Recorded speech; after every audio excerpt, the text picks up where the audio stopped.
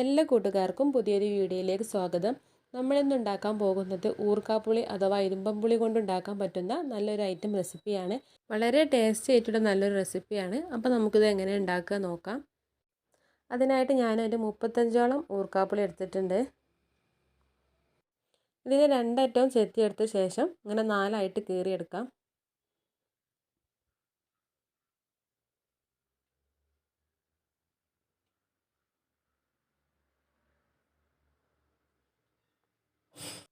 അങ്ങനെ മുഴുവനായിട്ടും കീറിയെടുത്തിട്ടുണ്ട്. ഇനി ഇതൊരു കുക്കറിലേക്ക് മാറ്റാം. അപ്പോൾ അത് മുഴുവനായിട്ടും കുക്കറിലേക്ക് ഇട്ട് കൊടുക്കുകയാണ്.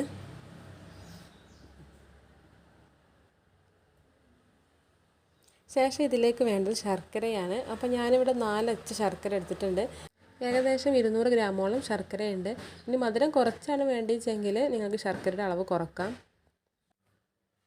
അപ്പോൾ ഈ ശർക്കര ഒന്ന് പൊടിച്ചെടുത്തിട്ട് ഇതിലേക്ക് ചേർത്ത് കൊടുക്കാം.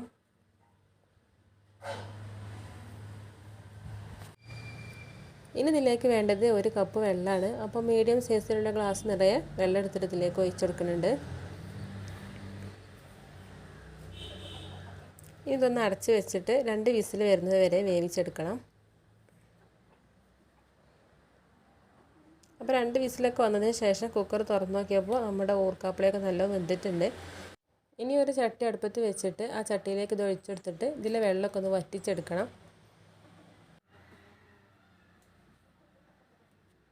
അപ്പോൾ ഹൈ ഫ്ലെയിമിൽ വെച്ചിട്ട് തന്നെ വെള്ളം വറ്റിച്ചെടുക്കുക.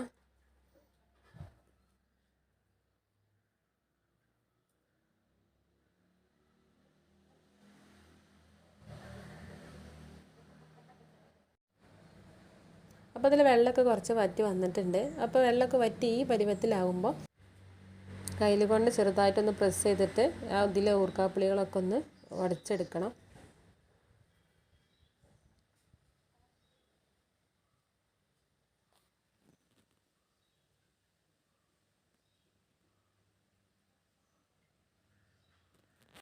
ഇനി ഇതിലേക്ക് കുറച്ച് പൊടികൾ ചേർത്ത് കൊടുക്കേണ്ടതുണ്ട്. അപ്പോൾ അതിനായിട്ട് ഞാൻ 1 ടീസ്പൂൺ നിറയെ മുളക് പൊടി ചേർത്ത് കൊടുക്കുന്നുണ്ട്.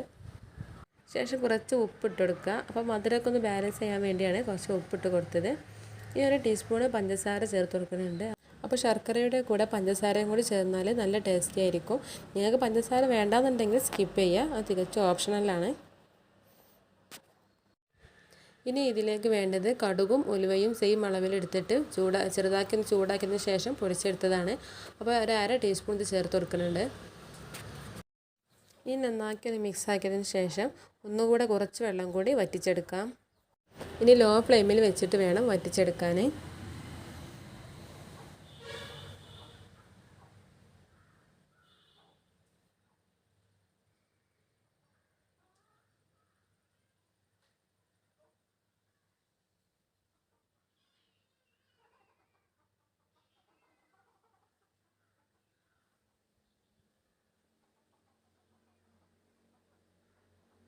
അപ്പോൾ ഒരു 5 മിനിറ്റോളം അടുപ്പത്ത് വെച്ചിട്ട് ഞാൻ വറ്റിച്ചെടുത്തിട്ടുണ്ട്. അപ്പോൾ ഈ ഒരു പരുവത്തിൽ കിട്ടുമ്പോൾ ഗ്യാസ് ഓഫ് ചെയ്യാം. ഇനി ചൂടാറി കഴിഞ്ഞാൽ ഇതൊന്നും കൂടെ തിക്കായി വരും.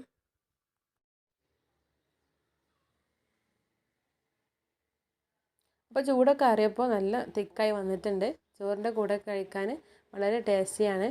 ഫ്രിഡ്ജിലൊക്കെ വെച്ചാൽ ഒരാഴ്ച വരെ കേടുകൂടാതെ നിൽക്കും. അപ്പോൾ നിങ്ങളെല്ലാവരും ട്രൈ ചെയ്ത് നോക്കുക. വീഡിയോ ഇഷ്ടപ്പെട്ടാൽ ലൈക്ക് ചെയ്യുക, ഷെയർ ചെയ്യുക, സബ്സ്ക്രൈബ് ചെയ്യുക. അടുത്ത വീഡിയോയുമായി വീണ്ടും കാണാം. താങ്ക്